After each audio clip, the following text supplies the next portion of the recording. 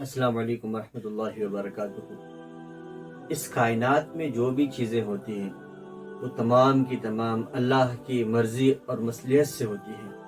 اسی لیے کسی بھی ہونے والی چیز پر جس میں ہمارا عمل دخل نہ ہو پچھتانا نہیں چاہیے، بلکہ اسے اللہ کی مرضی سمجھ کر اس پر راضی ہو جانا چاہیے۔ ایک عبرت انگیز واقعہ نظر سے گزرا، سوچا آپ لوگوں کو بھی سنا دوں۔ ایک بادشاہ تھا، کچھ کام کر رہا تھا، اچانک اس کی انگلی کٹ گئی۔ ایک وزیر تھا، بڑا صابر شاکر وزیر تھا، کہنے لگا اللہ کی کوئی مصلحت ہوگی جو آپ کی انگلی کٹ گئی۔ بادشاہ کو بڑا غصہ آیا کہ یہاں میری انگلی کٹی ہے اور اسے اس انگلی کے کٹنے میں جس میں میرا خون بہہ گیا، میرا نقصان ہوا، کوئی مصلحت نظر آ رہی ہے۔ اس نے فوراً داروغہ کو بلایا اور اپنے اس وزیر کو قید کروا دیا۔ جیسے وزیر کو قید کروانے لگا تو وزیر کہنے لگا ہو سکتا ہے اس میں اللہ کی کوئی بہتری ہو جو اللہ نے مجھے قید میں ڈال دیا۔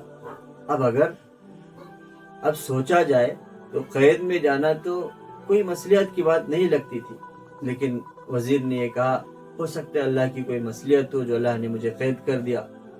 اب ایک روز بادشاہ شکار کے لیے نکلا ہوا تھا۔ شکار کرتے کرتے بادشاہ اپنے ساتھ والوں سے راستہ بھٹک گیا تو ایک جنگلی قبیلے نے اسے پکڑ لیا، لے جا کر قید کر دیا۔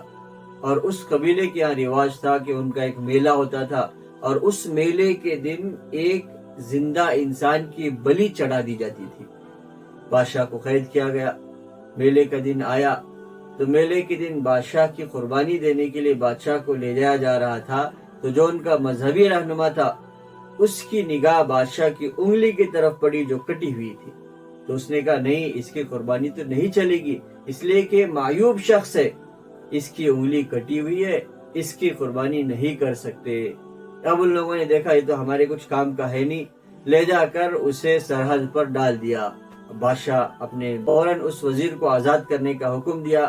وزیر کو بادشاہ کی خدمت میں پیش کیا گیا تو کہنے لگا واقعتاً تم نے صحیح کہا تھا، واقعتاً تم نے صحیح کہا تھا، میرے انگلی کے کٹنے میں اللہ کی مصلحت تھی، اگر انگلی نہ کٹی ہوتی تو یہ لوگ مجھے قربان کر دیتے۔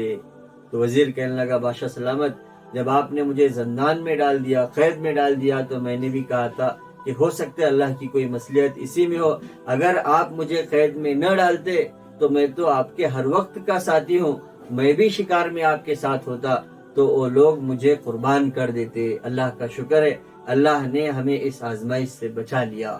اس واقعے سے ہمیں سبق ملتا ہے کہ جن چیزوں میں ہمارا دخل نہ ہو، ہمارا اختیار نہ ہو، اس کے باوجود کچھ برا ہو جاتا ہے تو اسے اللہ کا حکم اور اللہ کی مصلحت سمجھ کر اس پر راضی ہو جائے۔